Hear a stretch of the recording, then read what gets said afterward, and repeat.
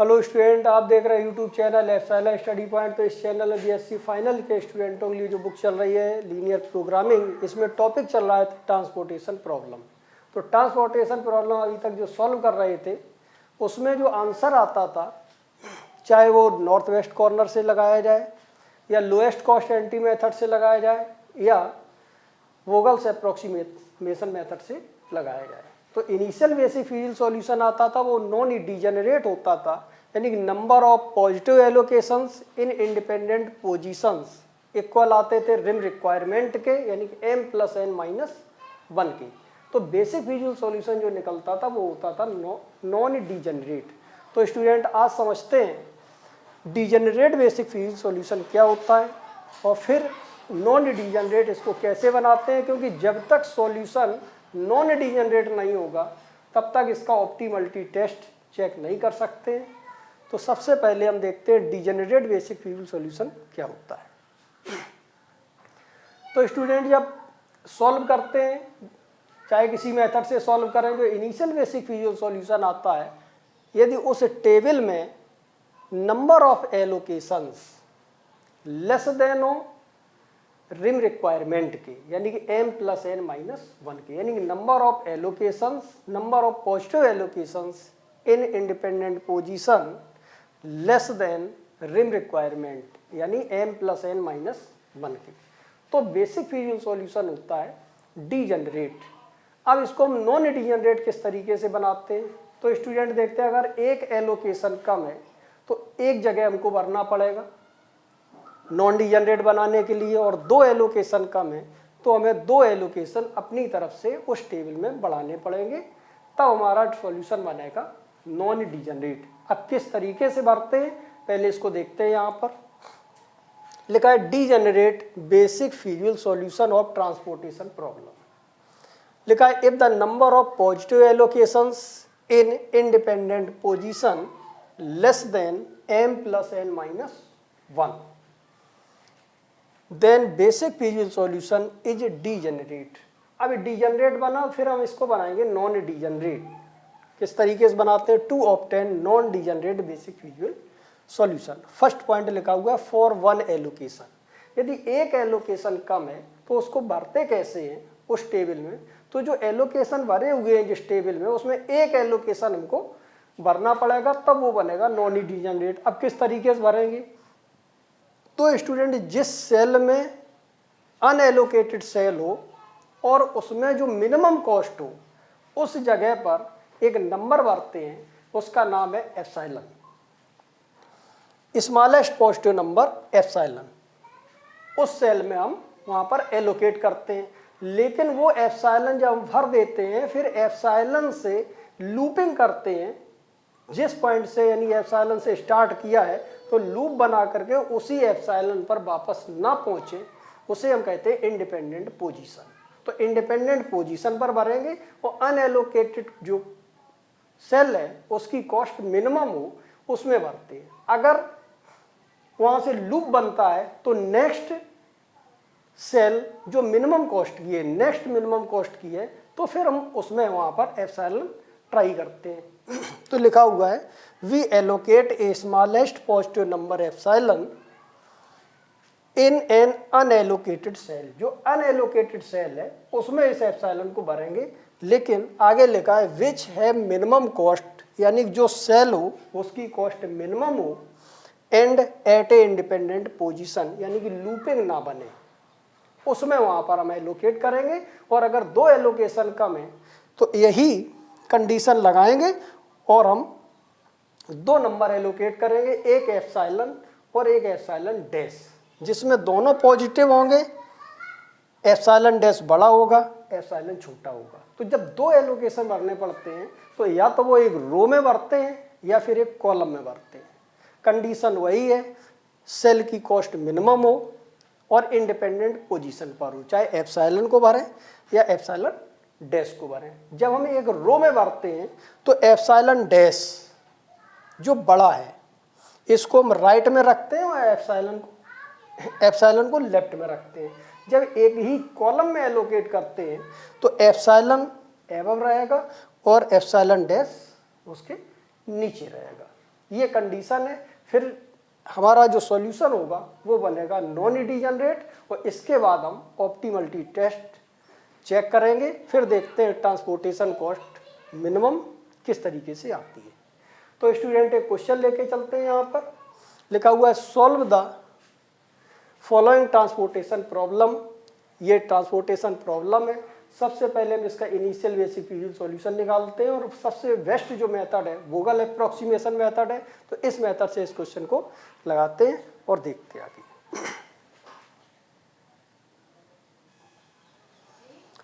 तो स्टूडेंट लगाते हैं यहाँ पर वोगल्स अप्रोक्सीमेशन मेथड। तो वोगल्स अप्रोक्सीमेशन मेथड का जो रूल है, सबसे पहले हम देखते हैं मैक्सिमम पेनल्टी, फिर देखते हैं मिनिमम कॉस्ट, और इसके बाद देखते हैं मैक्सिमम एलोकेशन।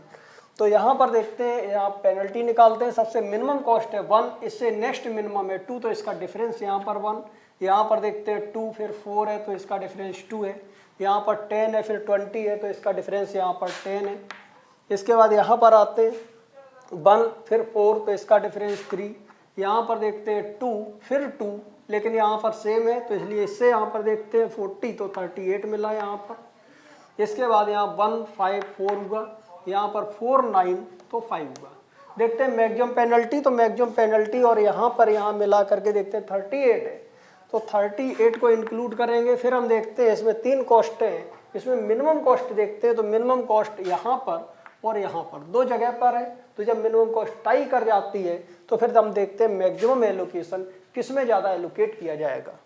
तो यहाँ पर देखते हैं सामने लिखा है 30, यहाँ पर लिखा है 40, तो इसलिए इन दोनों जो मिनिमम नंबर है वो 30 है, तो यहाँ पर 30 एलोकेट कर सकते हैं।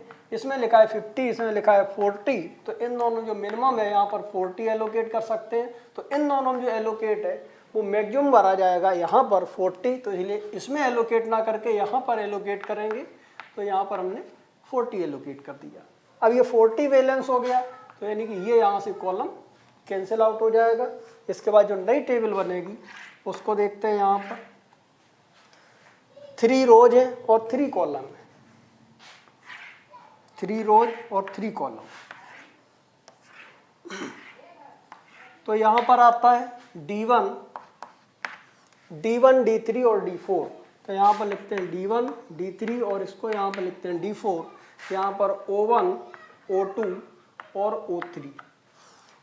1 4 20, तो यहाँ पर 1 4 और ये यहाँ पर आ जाएगा 20।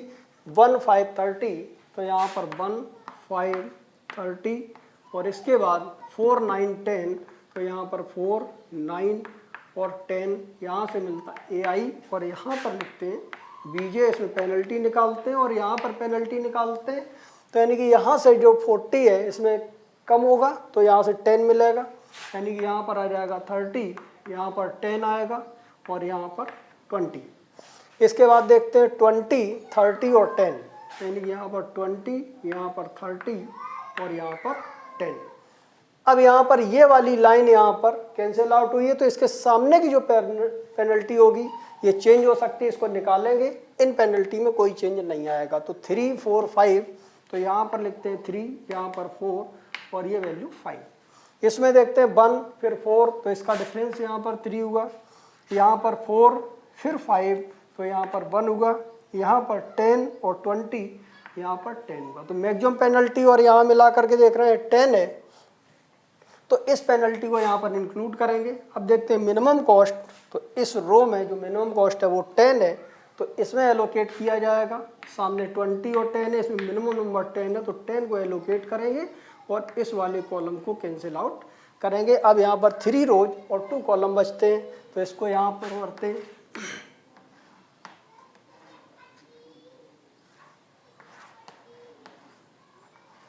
तो यानी कि यहाँ से O1 O2 O3, इसको यहाँ पर लिखते हैं O1, यहाँ पर O2 और फिर यहाँ पर O3। ये D1 और D3 आया, यहाँ पर लिखते हैं D1 और इसको लिखते हैं D3।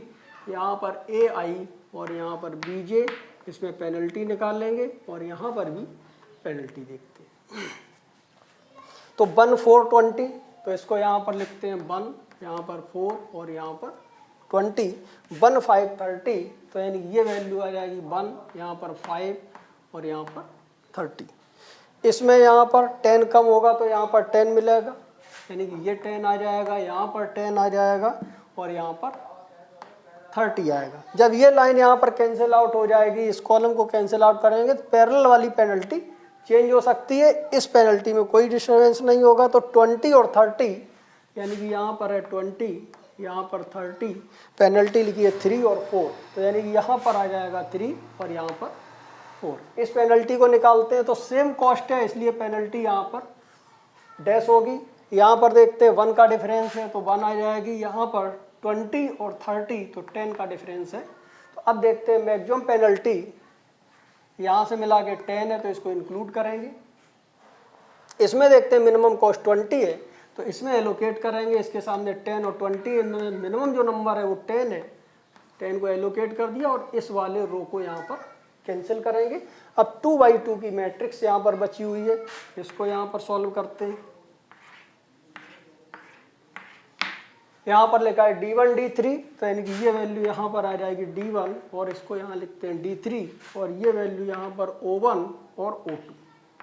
इसमें यहाँ पर 1 1 लिखा हुआ है, यहाँ पर 4 5 लिखा हुआ है, यहाँ पर AI लिखा है और इसके बाद यहाँ पर BJ ये वैल्यू लिखी हुई है। 10 कम करेंगे यहाँ से तो 10 और 30, तो यहाँ मिल जाएगा 10, यहाँ पर 30, यहाँ पर 30 और यहाँ पर 10। पेनल्टी निकालेंगे, यहाँ पर पेनल्टी निकालेंगे तो ये लाइन कैंसिल, ये पेनल्टी डिस्टर्ब हो सकती है, इस पेनल्टी में कोई चेंज नहीं आएगा। यहाँ पर डैश हो जाएगा, यहाँ 1 हो जाएगा, इसमें 1 4 तो 3 आ जाएगी, यहाँ से 1 5 तो 4 आ जाएगी। अब देखते हैं मैक्सिमम पेनल्टी, तो मैक्सिमम पेनल्टी 4 है तो इसके सामने मिनिमम कॉस्ट यहाँ पर है तो इसमें एलोकेट करेंगे। तो स्टूडेंट यहाँ पर 30 है तो 30 है तो मिनिमम यानी कि सेम नंबर है तो 30 एलोकेट कर दिया, तो ये वाला यहाँ से कैंसिल आउट हो जाएगा और इसका बैलेंस ही पूरा होगा, ये भी कैंसिल आउट हो जाएगा। एक बचा हुआ है, यहाँ पर 10 एलोकेट करते हैं तो और इससे बैलेंस हो जाएगा। तो स्टूडेंट यहाँ पर ये बचा, ओरिजिनल टेबल बनाते हैं तो ओरिजिनल टेबल में ये सभी एलोकेशन को वहाँ पर यहाँ पर भरेंगे और फिर देखते हैं आगे कैसे सॉल्व करते हैं। तो अब स्टूडेंट यहाँ पर लिखा हुआ है O2 और D2 40, तो यहाँ पर O2 D2 यहाँ पर 40 एलोकेट कर दिया। इसके बाद यहाँ पर लिखा हुआ है O3 D4 10, तो O3 यहाँ पर D4 लिखा हुआ है, इसमें यहाँ पर 10 एलोकेट है। इसके बाद यहाँ पर लिखा हुआ है O3 D1 10, तो O3 D1 यहाँ पर 10 एलोकेट है। इसके बाद लिखा हुआ है O1 D3 30, तो O1 D3 यहाँ पर 30 एलोकेट है।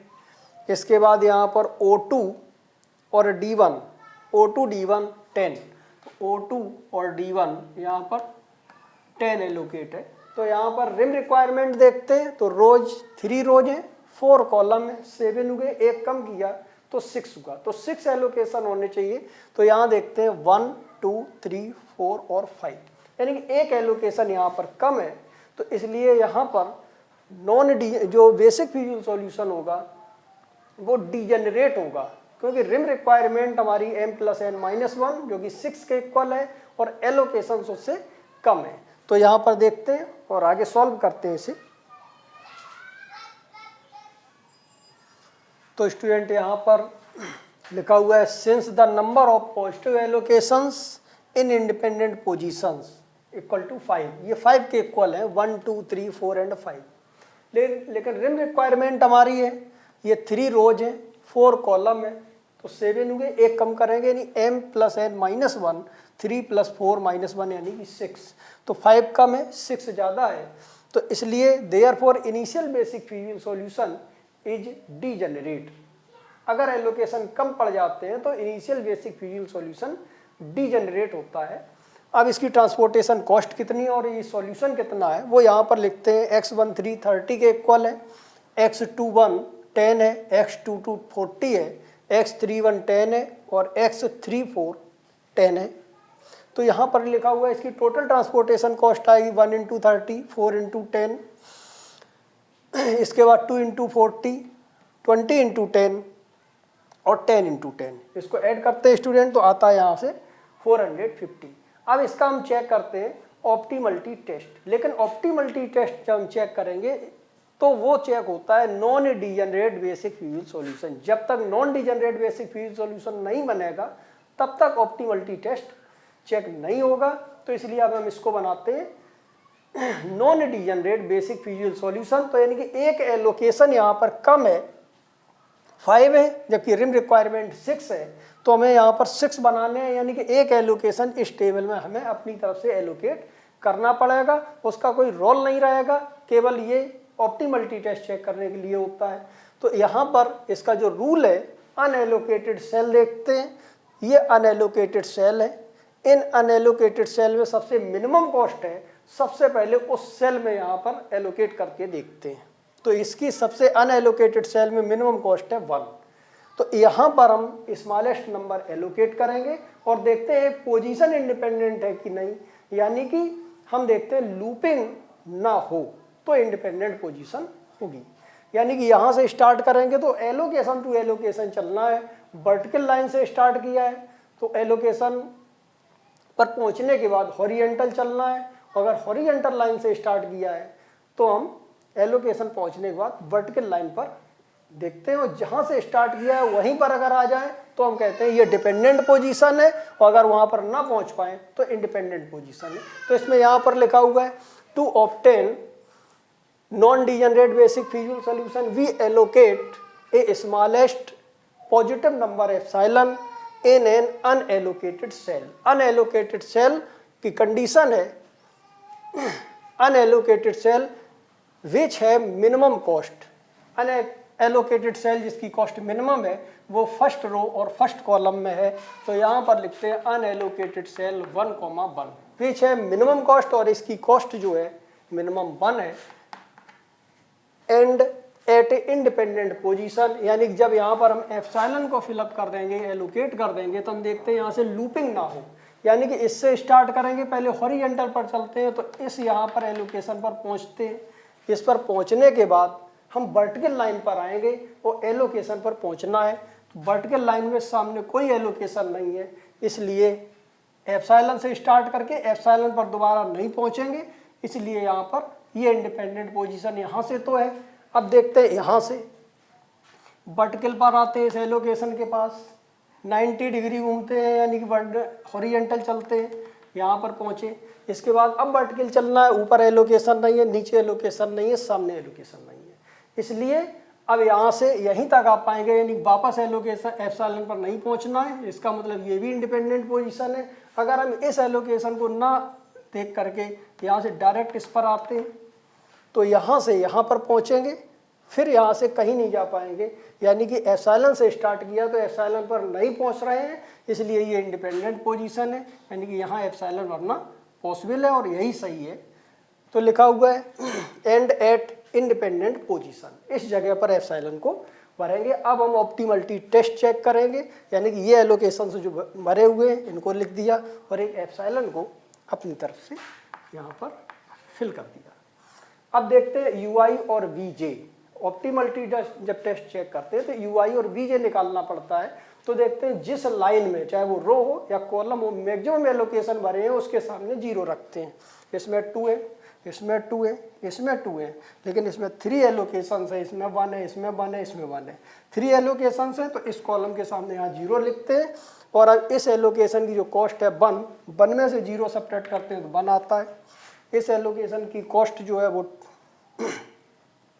4 है, 4 में से 0 सब्ट्रैक्ट करते हैं तो 4 आता है, और यहाँ से 20 में से 0 सब्ट्रैक्ट करते हैं तो 20 आता है। इसको यहाँ पर भरना है, एलोकेशन है, इसकी कॉस्ट 2 है, 2 में से 4 को सब्ट्रैक्ट करेंगे तो यहाँ से आ जाएगा -2, और इसको यहाँ पर भरना है तो इसके सामने एलोकेशन 1 है, 1 में से 1 को सब्ट्रैक्ट करेंगे तो 0 है, और यहाँ से 10 एलोकेशन है, ये 10 कॉस्ट है, 10 में से 20 को सब्ट्रैक्ट करेंगे तो यहाँ पर आ जाएगा -10। अब निकालते हैं यूआई प्लस वीजे इन अनएलोकेटेड सेल। तो अनएलोकेटेड सेल ये है, इसमें यहाँ पर इसका और इसका एडिशन करते हैं -1 आएगा, और इसमें से इसको सब्ट्रैक्ट करेंगे तो यहाँ पर 2 -1 तो यानी कि यहाँ पर 3 आया, ये डीआईजे निकला। अगर सभी डीआईजे पॉजिटिव है तो फिर यही ट्रांसपोर्टेशन कॉस्ट मिनिमम होगी और ये सॉल्यूशन ऑप्टिमल सॉल्यूशन बोला जाएगा। एक भी डीआईजे नेगेटिव तो इससे भी कम कॉस्ट होगी और एक नया आंसर आएगा वो होगा। देखते हैं आगे। तो यहाँ पर यह अनएलोकेटेड सेल है, -2 और यहाँ 20, तो यहाँ पर 18 मिल जाएगा ऐड करने पर। 2 -2 और 20, 18 और 40 में से 18 सब्ट्रैक्ट करेंगे तो 22, ये भी पॉजिटिव है। इसके बाद 0 को इसमें ऐड करेंगे तो यहाँ पर 4 आएगा, 5 में से 4 को सब्ट्रैक्ट करेंगे 1 आएगा, तो यहाँ पर ही पॉजिटिव आया। 0 को 20 में ऐड करेंगे तो यहाँ पर 20 आएगा, और 30 में से 20 सब्ट्रैक्ट करेंगे, ये भी 10 आया, ये भी पॉजिटिव आया। तो यहाँ पर -10 को इसमें ऐड करेंगे तो माइनस का 9 होगा, और 4 में से -9 को सब्ट्रैक्ट करेंगे तो प्लस का 13 होगा, ये भी पॉजिटिव है। और -10 में से 4 को ऐड करेंगे तो -6 होगा, और 9 में से -6 सब्ट्रैक्ट करेंगे प्लस का 15 होगा। तो सभी DIJ जो निकल रहे हैं सभी पॉजिटिव हैं। इसलिए जो हमारा करंट बेसिक फिजिकल सॉल्यूशन ये निकला है, ये ऑप्टिमल होगा, और इसकी ट्रांसपोर्टेशन कॉस्ट मिनिमम Z बराबर 450 होगी। देखते हैं आगे।